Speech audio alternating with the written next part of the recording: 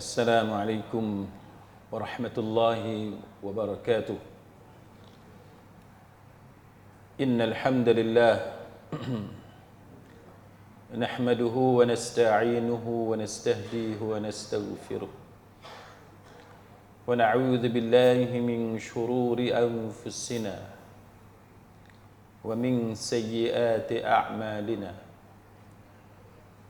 من يهده الله فلا مضل له ومن يضلل فلا هادي له أشهد أن لا إله إلا الله وحده لا شريك له وأشهد أن محمدا عبده ورسوله اللهم صل وسلم على محمد وعلى آله وصحبه والتابعين بإحسان إلى يوم الدين أما بعد رب اشرح لي صدري ويسر لي أمري واحلل عقدة من لساني يفقه قولي.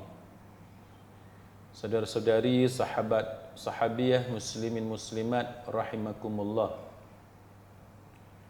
Pada malam ni saya akan membicarakan tajuk tentang kecuaian dan kelalaian selaku ketua keluarga.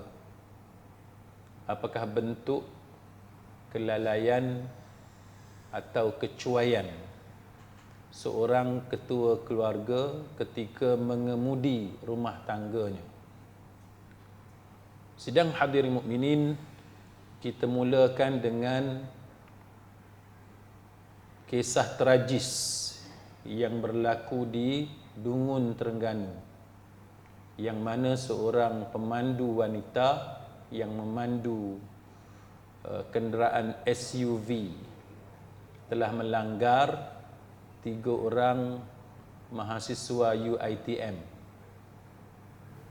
Daripada 4 orang yang dilanggar itu, 3 orang terbunuh, manakala yang seorang itu survive, cuma adalah beberapa kecederaan.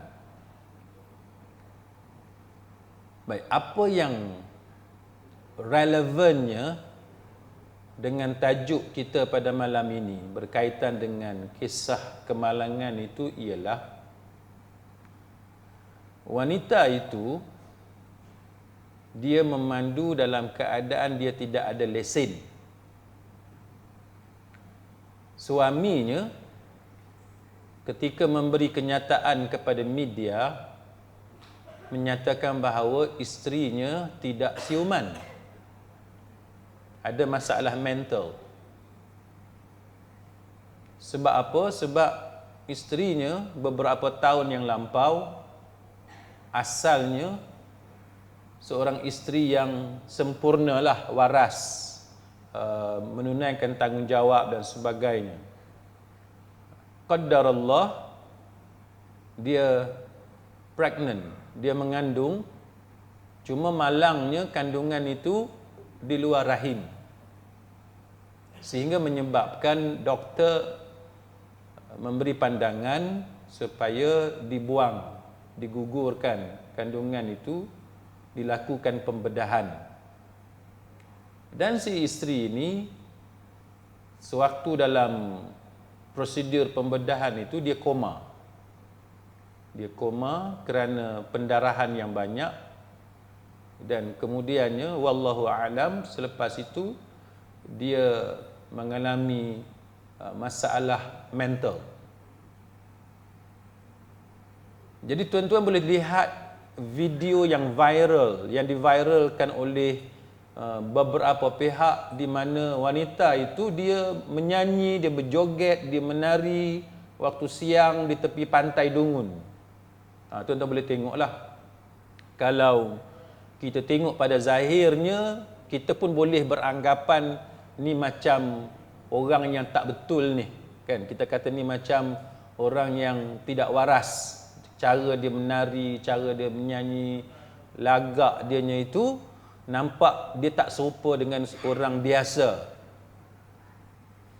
Cuma kaitan dengan tajuk kita malam ni, tuan-tuan, macam mana satu orang suami dia mengetahui bahawa isterinya itu tidak sehat.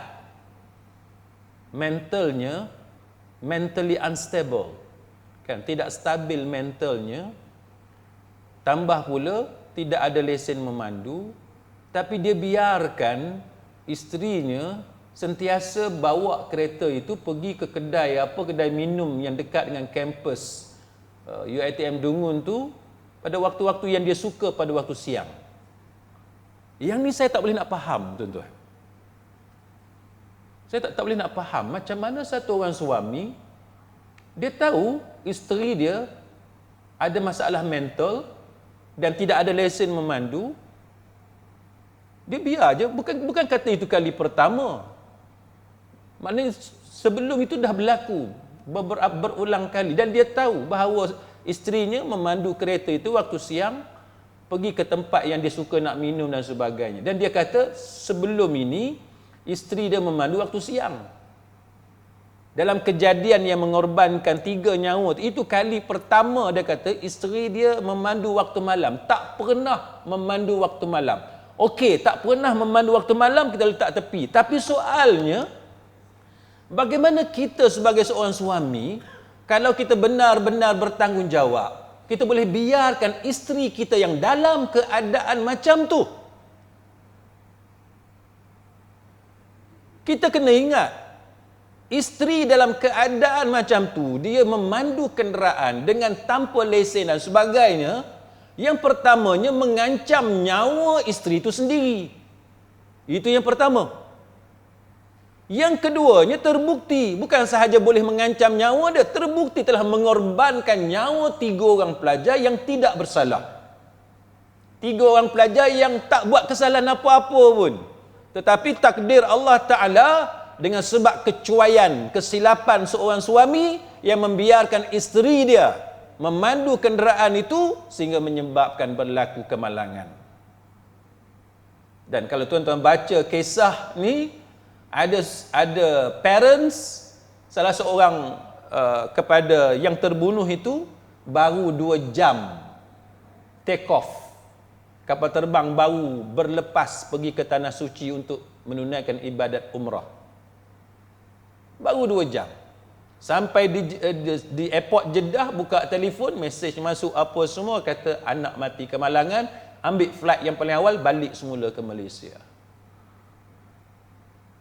Dengan sebab kecuaian, kelalaian, bukan sahaja kita membahayakan nyawa isteri kita, tapi juga telah terbukti mengorbankan bukan 1, tapi 3 nyawa.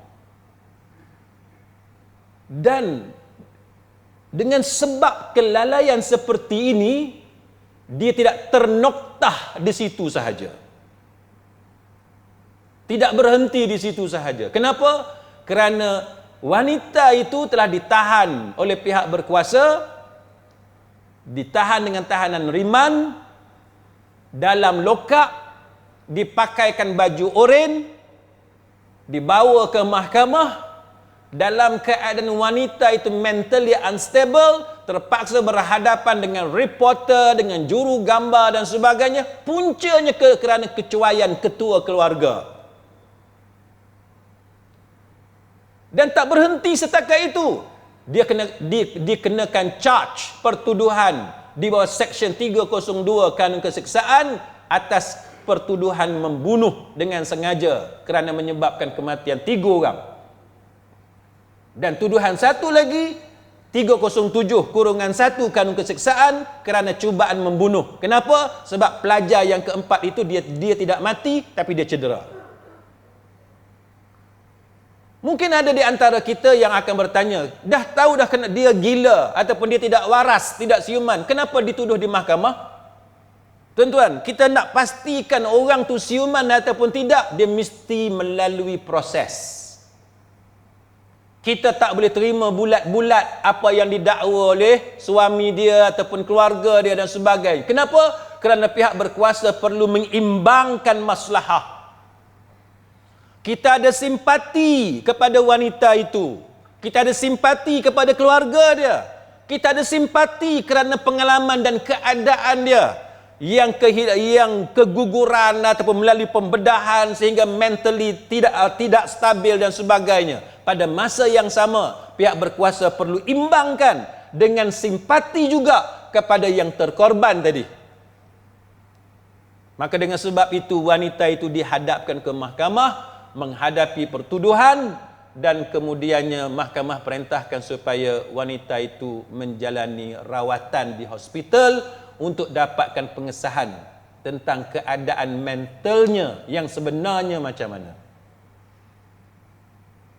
Itu yang dinamakan keadilan. Sistem yang ada. Semua ini tuan-tuan tidak akan dilalui oleh wanita itu jika sekiranya ketua keluarga lebih bertanggungjawab. Nabi kata kullukum ra'in wa kullukum mas'ulun 'an ra'iyatih. Setiap kamu adalah pemimpin dan setiap kamu akan disoal tentang kepimpinan dia. Kita sebagai ketua keluarga, Allah Ta'ala akan tanya kita, macam mana kita jaga keluarga kita? Kita abai ataupun tidak amanah yang Allah Ta'ala tanggungkan di atas bahu kita. Tuan-tuan tengok contoh, ada satu artikel ni pasal macam mana budak boleh memandu kereta. Budak bawah umur boleh memandu kereta. Patut ataupun tidak ibu bapa yang membiarkan anaknya yang di bawah umur dan memang tak ada lesen pun dikenakan denda, bukan setakat denda, dipenjarakan ibu atau ayah dia. Contoh bulan 7 tahun ni. Bulan 7 tahun ini. Viral satu orang kanak-kanak lelaki berumur 12 tahun. Memandu Pro 2 Viva. Budak darjah 6. Sekolah rendah darjah 6. Bawa Viva. Bukan setakat dia bawa Viva saja. Dalam Viva tu ada 2 lagi adik dia, hak lagi kecil daripada dia. Seorang umur 4 tahun, seorang lagi 6 tahun. Dia bawa pergi mana tuan-tuan? Dia bawa adik dia bersiar-siar. Ayah dengan mak duk buat apa? Ayah dengan mak. Ni anak 3 orang keluar bersiar-siar dengan kereta ni. Anak 4 tahun, 6 tahun, 12 tahun naik kereta. Ayah dengan ibu pergi ke mana? Waktu malam. Kita tuan-tuan, kalau anak kita tengok dalam kampung, budak sekolah bawah umur, bawa motor pergi sekolah, kita kata tak apalah, kita pejam mata sebab mak ayah pergi kerja, mak ayah sibuk, tak ada siapa nak pergi hantar pergi sekolah, tak ada pilihan, kalau tak naik motor macam tu, dia tak sekolah. Okeylah kita pejam mata. Tak ada pilihan. Tapi yang ni tuan-tuan, bukan pergi sekolah. Bukan waktu siang, waktu malam. Dan kanak-kanak ini, dia keluar bersiar-siar waktu malam. Sehingga dilihat oleh jiran. Dan benda ni berlaku bukan sekali, beberapa kali. Bukan sekali tuan-tuan. Kalau sekali kita kata mungkin dia terlepas lah. Ni beberapa kali. Dan dia ditahan sebab dia memandu, dia panjat bonggol tu dengan agak laju. Ialah budak umur 12 tahun.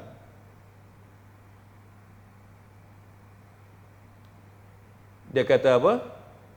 Dia kata bahawa si ayah kepada kanak-kanak itu telah pun dipanggil oleh pihak polis. Kecuaian macam ni tuan-tuan bukan sahaja membahayakan nyawa si anak ini, tapi juga membahayakan orang lain. Sebab apa tuan-tuan? Sebab dia bawa kereta itu di dalam kawasan perumahan. Kawasan perumahan ni tempat kanak-kanak duduk main, tempat orang duduk keluar masuk dan sebagainya. Soalannya, siapa yang mengajar kanak-kanak ni memandu? Itu satu contoh. Contoh yang kedua, tahun 2020. Ini lagi kecil. Kanak-kanak yang berusia 9 tahun. 9 tahun darjah 3. Darjah 3. Memandu Proton Saga. Seorang-seorang. Berlaku di mana? Di Rembau, Negeri Sembilan. Bila dia kena tahan, orang tanya dia, macam mana dia pandai bawa kereta? Darjah 3 ni, 9 tahun. Dia kata, ayah dia yang ajar dia. Ni ayah apa ni? Ajar anak umur 9 tahun. Ni ayah apa? Ayah yang mengajar anaknya supaya mati. Mengajar anaknya melakukan perkara yang membahayakan nyawa anak dia. Kita tak boleh terima, tuan-tuan, perbuatan seorang bapa yang mengajar anaknya yang berusia 9 tahun bawa kereta. Kita tak boleh terima. Samalah juga tahun lepas, kanak-kanak lelaki berusia 11 tahun bawa Proton Saga di Jalan Banting, Pandamaran. Tu okey lagi. Hak lagi teruk ni Toyota Vios. Ni Toyota Vios lagi teruk. Sebab apa lagi teruk? Dia berlaku di Langkawi, tuan-tuan. Hak ni special. Hak ni sangat luar biasa. Sebab apa? Sebab yang memandunya 2 orang.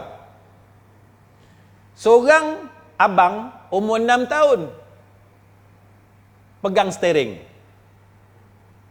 Adik umur 3 tahun. Pegang brek dengan minyak. Tak tahu siapa bagi arahan kat siapa. Abang bagi arahan kat adik ke adik bagi arahan kat abang, kita tak tahu. Ni bekerjasama dua beradik ni bawa kereta. Kita orang dewasa pun tak boleh bawa kereta lagu tu. Tuan-tuan, bolehlah try kat rumah tengok. Boleh tak bawa kereta? Suami pegang steering, bini pegang minyak. Tengok, apa yang jadi? Ni budak ni, tuan-tuan. 2 beradik ni, tak sekolah lagi. Belum masuk sekolah rendah. Jangan kata sekolah menengah. Sekolah rendah pun tak masuk lagi. Baru 6 tahun si abang. Pegang steering. Adik dekat bawah. Adik dekat bawah. Umur berapa? 3 tahun. Tu, pegang minyak dengan pegang brek. Ikut arahan. Tekan minyak ke tekan brek. Tuan-tuan, agak-agaklah. Macam mana budak ni dia pandai bawa kereta macam tu? Kalau bukan sebab ibu dan ayah dia, penjaga dia. Ini contoh bagaimana ketua keluarga yang sangat tidak bertanggungjawab. Sangat tidak bertanggungjawab. Orang lain kahwin, kita pun nak kahwin. Tapi orang lain tahu bagaimana jaga amanah yang Allah Ta'ala bagi kepada dia. Yang Allah bagi anak kepada dia. Macam mana nak jaga, besarkan anak, didik anak. Tapi dalam kes yang macam ni, ini contoh bagaimana ibu bapa yang tahu kahwin sahaja, tapi dia tidak tahu bagaimana untuk membesar dan mengawal keselamatan anak dia. Polis kata apa? Polis kata kes-kes yang macam ni, yang melibatkan pemandu di bawah umur, boleh disiasat mengikut Seksyen 39-1 Akta Pengangkutan Jalan 1987. Jikalau sabit kesalahan si bapa, boleh dikenakan hukuman denda tidak lebih RM2,000 dan penjara tidak lebih 6 bulan atau kedua-duanya, dan boleh hilang kelayakan daripada memandu atau mendapatkan mana-mana lesen memandu.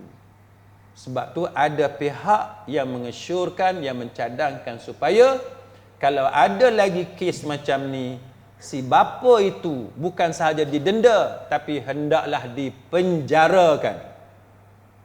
Supaya lebih menakutkan orang ramai. Lain kali, jangan ambil mudah tentang keselamatan anak-anak. Jangan pandang ringan. Kalau mengikut Seksyen 31(1)(a)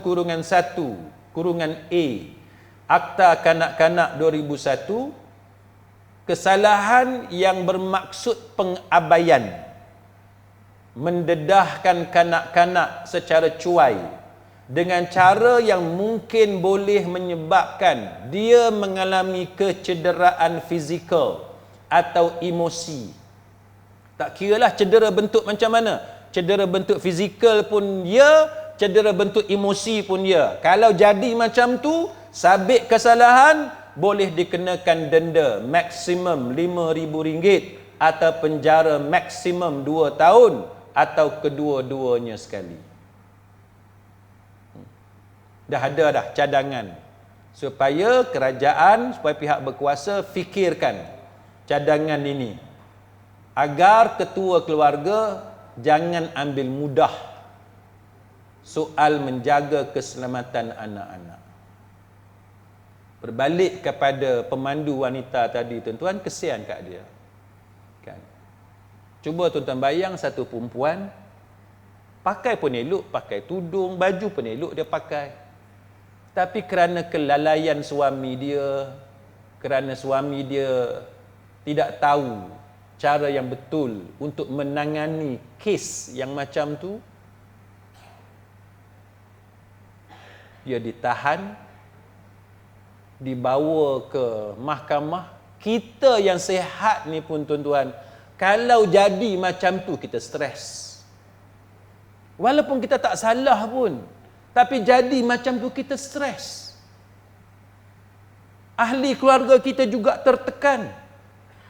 Cuba bayang kita yang sihat pun kita tertekan. Cuba bayang perempuan yang memang sudah tertekan, yang sudah memang terganggu emosi dia, yang tidak stabil mental dia, tapi dia mempunyai suami yang tidak tahu bagaimana untuk menangani keadaan dia. Kesian. Kesian. Dengan flash kameranya orang ramai, dia macam kebingungan. Kalau tuan-tuan tengok gambar dia, kesian kita tengok. Dia punya body language, air muka dia. Ini akibat kesilapan ketua keluarga. Wanita ni juga, tuan-tuan, dia sakit-sakit yang macam ni dan sebagainya, dia ada apa yang kita panggil sebagai hallucination, halusinasi. Baik. Orang yang ada masalah mental ni, bukan semua, tapi sebahagian di kalangan mereka mengalami apa yang dipanggil sebagai hallucinations ataupun halusinasi. Baik, apa dia halusinasi? Kalau mengikut NHS ni kementerian, macam Kementerian Kesihatan kita lah, tapi yang ni di United Kingdom. Dia kata hallucinations are where you hear, see, smell, taste or feel things that appear to be real but only exist in your mind. Itu halusinasi. Apa dia? Benda yang kita dengar, kita nampak, ataupun kita hidu, bau, kita rasa, tapi benda tu nampak macam real, nampak macam sungguh. Sebenarnya tak ada pun, dia hanya ada dalam minda kita, dalam fikiran kita. Itu halusinasi. Jadi orang-orang yang ada tekanan, yang dia jiwa, yang kecewa, mungkin putus cinta ataupun anak mati ataupun ada sakit yang tertentu dan sebagainya, dia mengalami keadaan macam ni. Jadi halusinasi ni dia ada banyak jenis. Antaranya hear sounds or voices that nobody else hears. Dia ada jenis halusinasi ni dengar suara. Orang lain tak dengar. Kita je yang dengar. Itu satu jenis halusinasi. Macam kawan saya, dia datang jumpa saya. Dia kata, "Ustaz, nak sembang sikit," dia kata. "Boleh tak?" Saya kalau kawan-kawan datang ajak tarik tangan pergi sembang jauh-jauh ni, saya duk kata benda lain. Saya duk kata ni nak kahwin seorang lagi, biasa. Kita duk ingat lagu tu. Kan, orang lelaki makin tua makin miang, kan, biasa kan. Ingat dia nak tanya kita pasal nak kahwin seorang lagi. Rupa-rupanya bukan pasal kahwin. Saya duk gelak kat dia, kata apa cerita ni, duk jumpa siapa pula gitulah, duk gelak. Rupa-rupanya di rumah dia dengar suara perempuan mengilai. Isteri dia tak dengar. Anak-anak orang dalam rumah tu tak dengar. Dia seorang je dengar. Dia dengar, dia tanya orang lain, semua tak dengar. Agak-agak apa tu? Hantu lah. Itu kita panggil halusinasi. Kita dengar benda yang kita seorang je dengar, orang lain tak dengar. Itu halusinasi. Yang kedua, see things that are not there, like objects, shapes, people or lights. Kita nampak benda tu tak ada kat situ. Bentuk ataupun cahaya ataupun orang, benda tu tak ada pun, tapi kita nampak. Orang lain tak nampak. Itu halusinasi. Kawan saya, ni tak tahulah halusinasi ke penyakit apa, kita tak tahu. Tapi ni contohlah, benda yang kita nampak, orang tak nampak. Dia, masa kami di asrama tu, dia selalu lari daripada dom, pergi tidur kat surau, dia ambil Quran, dia letak dekat dada. Saya tanya sebab apa? Dia kata sebab ada satu makhluk besar berbulu hitam duk peluk dia. Kawan-kawan satu dom tak nampak, dia seorang nampak. Itu halusinasi. Mungkin. Kawan saya, ni banyak kawan saya ni. Kawan ustaz ni pelik-pelik lah. Jaga-jaga tuan-tuan, jangan main-main dengan saya. Kawan saya luar biasa semua. Kawan saya seorang lagi, dia ni English teacher, cikgu bahasa Inggeris. Tapi dia pandai berubat alternatif, dia pandai. Saya tanya dia, macam mana dia mula-mula boleh pandai berubat? Dia belajar di mana? Dia kata dia tak belajar, benda tu datang tiba-tiba. Saya kata tiba-tiba macam mana? Dia pun ceritalah antara kejadian-kejadian pelik yang menyebabkan dia ni tiba-tiba pandai berubat orang. Satu contoh, dia kata, dia pergi sekolah. Tiba-tiba dekat sekolah tu rimau tunggu dia. Rimau tu besar, dia kata. Orang lain semua tak nampak. Cikgu tak nampak, pelajar sekolah tak nampak, dia seorang nampak rimau tu. Dia masuk bilik guru, rimau tu masuk bilik guru. Cikgu lain semua tak nampak, dia seorang nampak. Dia pergi ke kelas, rimau tu pun follow dia pergi kelas. Kalau real, lari habis ya. Kan, kalau real, ni tak real, benda tak real. Dia seorang je yang nampak. Itu contoh halusinasi. Tapi kalau semua nampak, yang tu bukan halusinasi, yang tu kena lari. Jangan kata ni halusinasi ni. Nampak dah, semua nampak, yang tu kena lari tuan-tuan. Jangan pula pergi tunggu situ. Ni macam apa? Ada satu video orang duk share. Apa, Indian ke African, tapi satu lelaki kulit gelap lah. Ada 3-4 orang dalam video tu. Dia pergi jolok singa dalam cage dengan jari dia.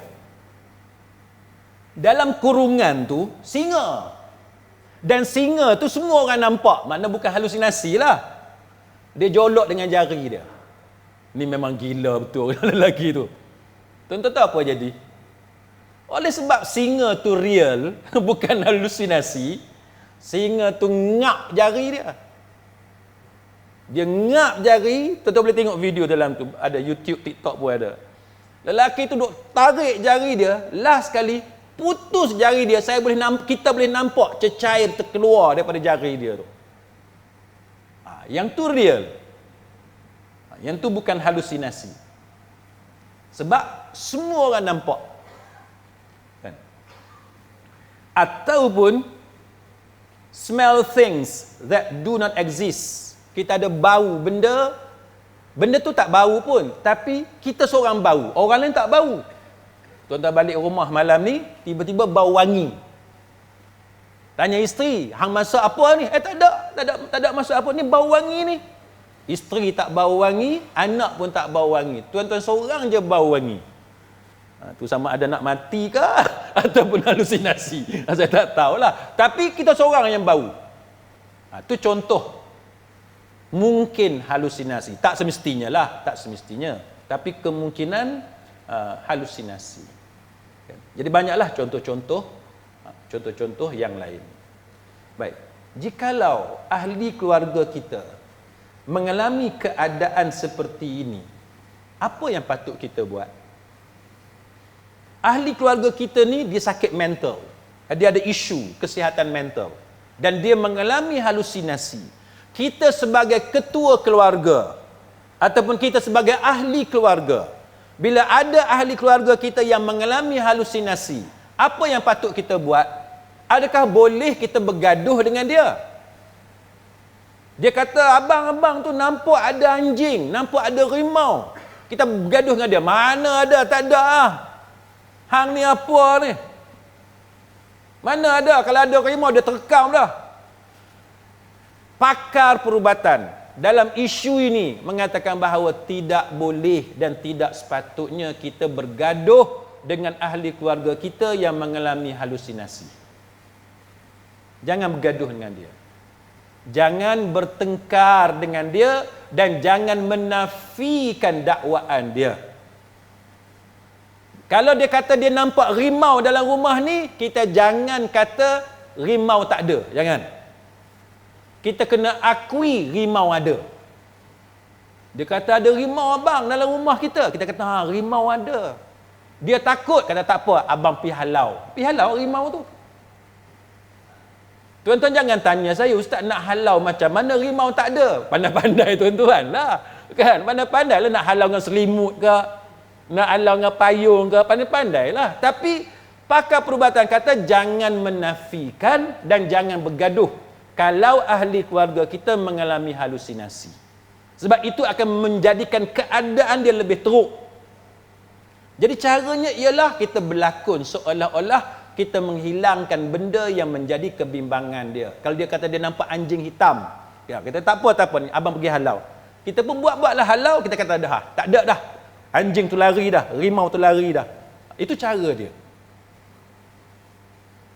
Dengan sebab kita kurang mendapat exposure, dapat pendedahan kepada benda-benda yang macam ni, maka dia jadilah macam yang kita sebut tadi. Suami yang tak tahu peranan yang patut dia mainkan apabila isterinya sakit. Sepatutnya dia kawal. Jangan biarkan isterinya bawa kenderaan, melakukan perkara yang boleh mengancam nyawa dia. Dapatkan rawatan. Kalau perlu makan ubat, ambil ubat yang sepatutnya sebagaimana yang disyorkan oleh pakar perubatan dan sebagainya. Tapi dengan sebab kita biarkan dia tanpa mendapat rawatan, tanpa ambil ubat dan sebagainya, akhirnya isteri tu dia rosak keadaan dia kerana kesilapan ketua keluarga. Ini benda yang tak sepatutnya berlaku. Baik. Selain daripada itu, apa dia penyebab halusinasi? Kan? Dia ada sebab yang pelbagai. Contohnya kerana mental health conditions. Ada skizofrenia, ada bipolar disorder, ataupun dia minum mabuk, ataupun dia ambil dadah, ataupun dia ambil ketum, campur ubat nyamuk, campur itu, campur ini, 4 in 1, 5 in 1, tak tahulah dia berapa jenis dia campur, kita tak tahulah. Kan kalau ketum saja tu saya mungkin tak bahaya, saya tak tahulah, wallahu alam. Tapi dengan sebab dia kreatif, kan, dia kreatif dan dia pandai buat bid'ah, apa, dolalah ke hasanah. Tak ada hasanahnya, kan. Dia pergi buat modification, dia modify benda tu, hak macam tu dia modify, dia tambah, dia ubah apa semua, sehingga akhirnya dia jadi mabuk, merosakkan akal dia.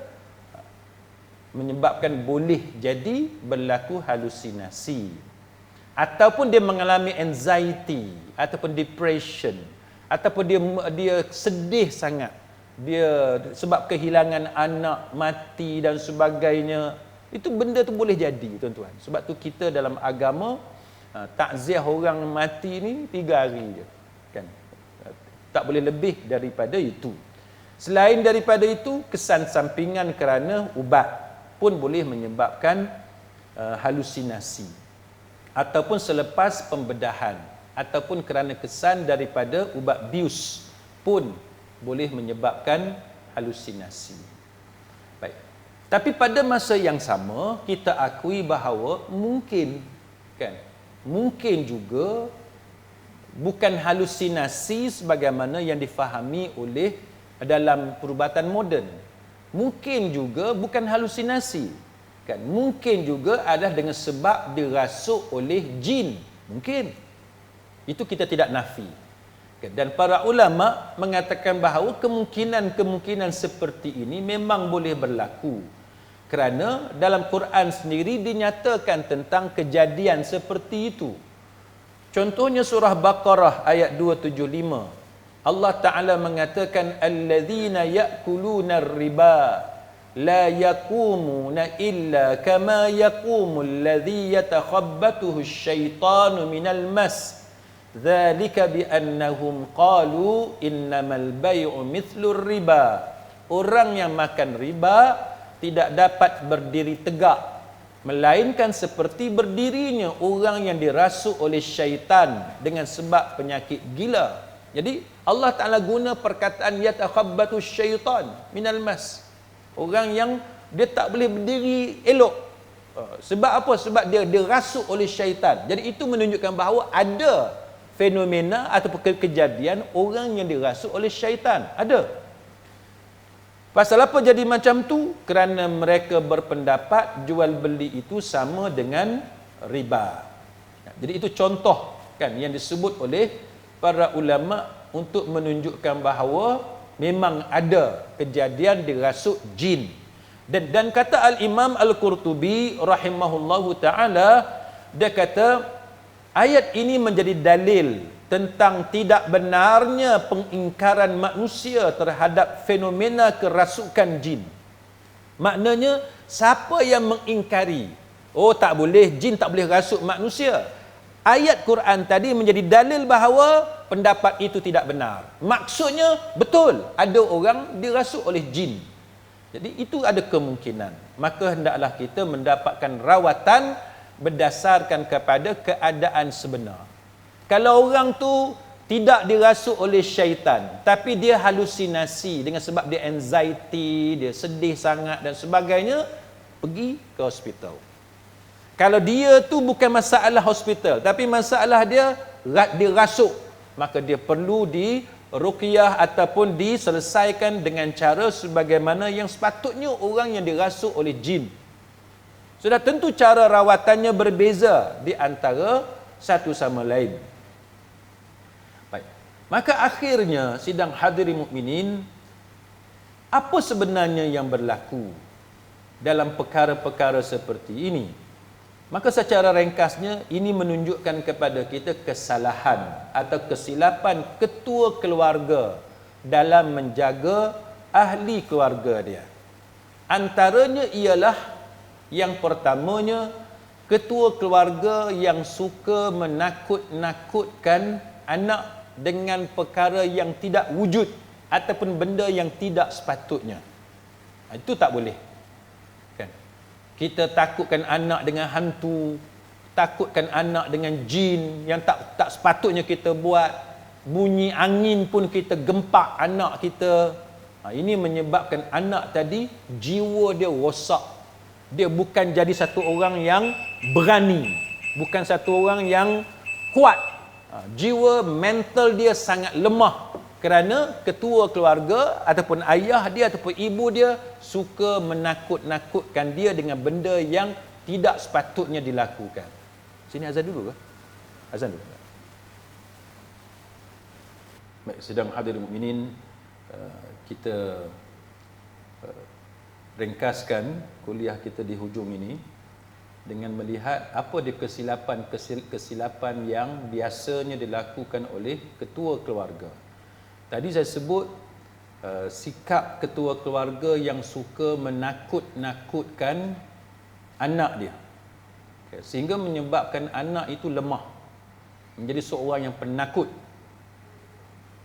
Silap kita besarkan dia dengan ketakutan.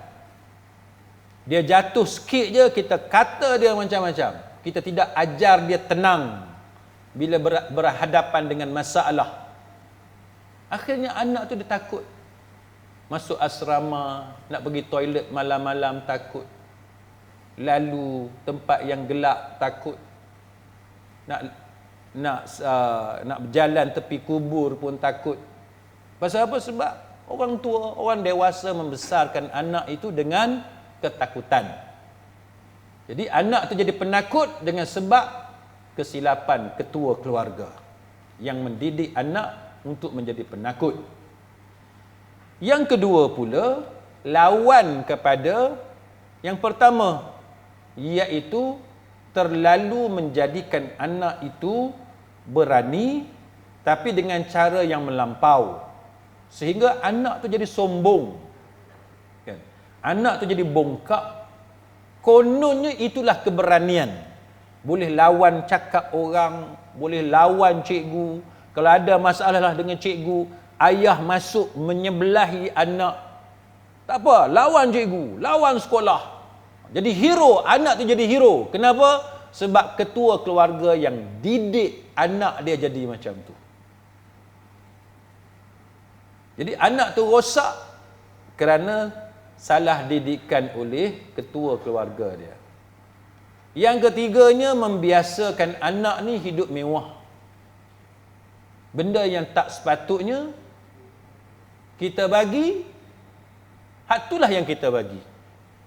Anak nak iPhone, beli. Telefon harga 4,000, 5,000, 6,000. Anak nak, bagi. Dan kita bangga bila anak boleh pakai aksesori yang mahal. Tunjuk dekat kawan yang ayah dia mampu, ibu dia mampu. Itu cara membesarkan anak dengan cara yang sangat salah. Tuan-tuan, saya bukanlah nak kata saya ni bagus, tapi saya lawyer. Telefon saya daripada dulu, tuan-tuan, telefon saya daripada dulu harga RM1. Ni nak pecah rahsia ni. Nak cerita rahsia. Harga RM1. Renew kontrak 2 tahun, bayar RM1, dapat telefon. Itu je. Habis 2 tahun, renew lagi kontrak 2 tahun, nak telefon, bayar RM1, dapat lagi telefon.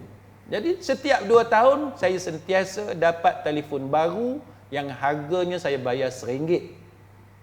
Tapi anak-anak hari ni, dia tak pandang telefon hak RM1 ni. Walaupun telefon RM1 ni bukan murah pun. Harga 800, harga 1,000 lebih, ada yang harga 2,000. Tapi sebab kita renew kontrak, kita dapat telefon tadi dengan hanya membayar RM1. Tapi anak-anak hari ni dia tak mau. Telefon harga 1,000 lebih dia tak mau, yang 2,000 lebih dia tak mau, sebab dia rasa tidak ada kelas.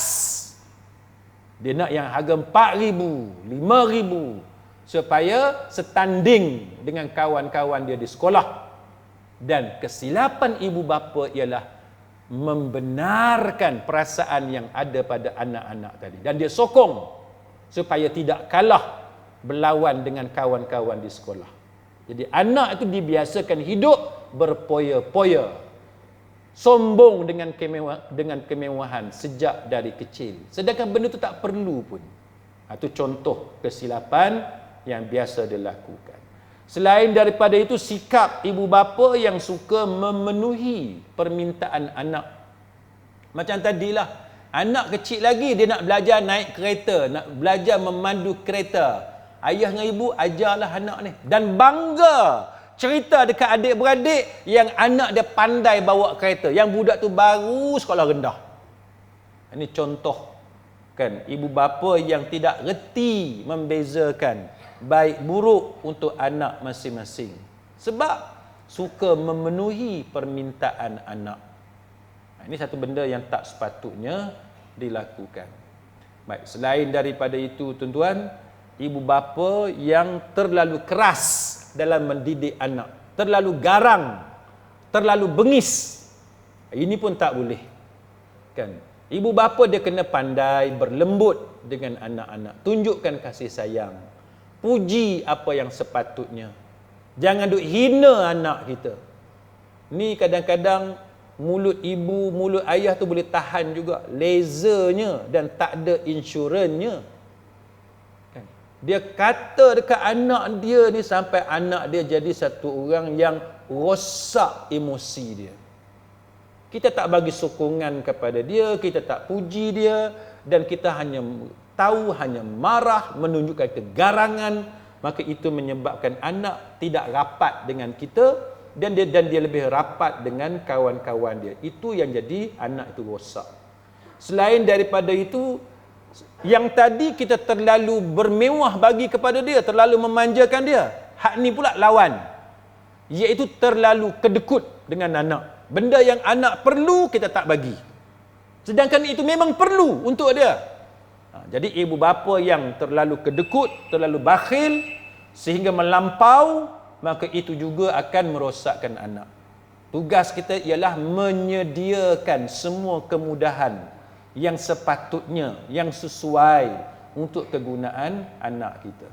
Selain daripada itu, perbuatan ibu dan ayah yang tidak pandai dalam menzahirkan rasa cinta dan kasih kepada anak. Kalau tuan-tuan perasan, kuliah saya sebelum ni di beberapa tempat saya cerita tentang satu pelajar Form 1 sekolah Cina di Kuala Lumpur yang terjun bangunan tingkat 8. Yang tu saya dalam kuliah sebelum ni. Apa yang ayah dia tulis bila anak perempuan dia mati bunuh diri, terjun tingkat 8, anak perempuan? Apa yang ayah dia kata?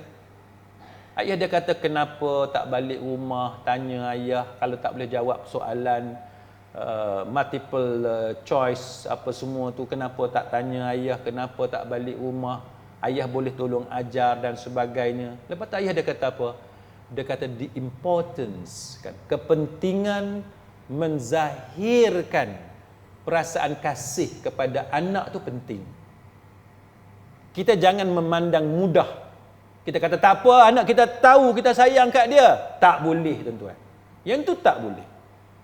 Kita jangan menganggap anak kita tahu kita sayang kat dia. Tak boleh. Kita kena zahirkan melalui mulut kita, kata-kata kita. Kita sayang kat dia. Sebab tu saya kata kita kena puji dia, kita kena admire dia, tunjuk yang kita ni sayang kat dia, keluarkan kata-kata yang supaya dia tengok sendiri dan dia dengar sendiri macam mana ibu dia sayang kat dia, macam mana ayah dia sayang kat dia. Dan hendaklah ibu bapa jangan mengambil peduli anak-anak hanya keperluan jasmani. Kena juga mengambil tahu tentang keperluan emosi dan jiwa dia. Anak balik sekolah, dia nak mengadu masalah di sekolah. Duduk, letakkan kerja di tepi, pay attention, bagi perhatian kepada anak. Apa yang dia nak cerita. Jangan kita terlalu ikutkan keadaan kita, ayah letih, ibu letih, pergi main jauh-jauh. Ini tindakan yang salah, yang seringkali dilakukan oleh ibu bapa. Kita dulu mungkin silap tuan-tuan. Kita dulu tak belajar tentang parenting. Tapi hari ini, dengan teknologi yang ada, kita boleh akses kepada pelbagai ilmu parenting yang boleh kita manfaatkan. Yang lepas-lepas, let bygone be bygone. Sekarang kita perbetulkan kesilapan kita untuk masa depan. Untuk masa sekarang dan masa depan. Yang dah terlepas. Maka kita perbetulkan. Apa yang masih boleh kita perbetulkan. Bagi masa. Jadi a good listener, pendengar yang baik. Bila anak nak luahkan perasaan dia, dia ada benda yang dia sedih, yang dia ada masalah dengan kawan dan sebagainya, jadikan diri kita sebagai kawan dia yang setia mendengar luahan perasaan dia. Ini akan menyebabkan dia dengan kita tu akan jadi best friend. Daripada kita biarkan dia jadikan kawan dia sebagai best friend sehingga menyebabkan kawan dia menghasut dia, memberi kesan yang buruk kepada dia, lebih baik dia jadikan kita sebagai ibu, sebagai bapa, sebagai best friend dia untuk dia luahkan perasaan, dan kita akan nasihat kat dia dengan nasihat yang baik, yang jauh lebih baik berbanding dengan kalau dia luahkan perasaan kepada kawan dia, yang mana kawan dia tu hanya sebaya dengan dia sahaja, yang tak tahu apa-apa tentang arti kehidupan. Satu lagi tuan-tuan, jangan terlalu baik sangka kepada anak. Kan? Ada sekali-sekala kalau ada tanda-tanda yang tidak baik, kita mesti ada rasa curiga. Mesti ada rasa curiga. Sebab kalau kita terlambat mengambil tindakan, maka itu akan merosakkan anak kita. Na'udzubillah min dzalik. Sekadar itu, tuan-tuan sekalian, mudah-mudahan Allah Subhanahu wa taala melindungi keluarga kita, melindungi anak-anak kita, isteri, suami kita semuanya daripada kemudaratan, daripada fitnah di dunia maupun di hari akhirat. Dan kita pohon kepada Allah agar Allah Ta'ala melindungi kita dan keluarga kita daripada musuh-musuhnya di dunia dan juga di hari akhirat. Amin ya rabbal alamin. Wallahu a'lam. Aqulu qawli hadha wa astaghfirullahal azim li wa lakum. Wassalamu alaikum warahmatullahi wabarakatuh. سبحانك اللهم وبحمدك أشهد أن لا إله إلا أنت أستغفرك وأتوب إليك.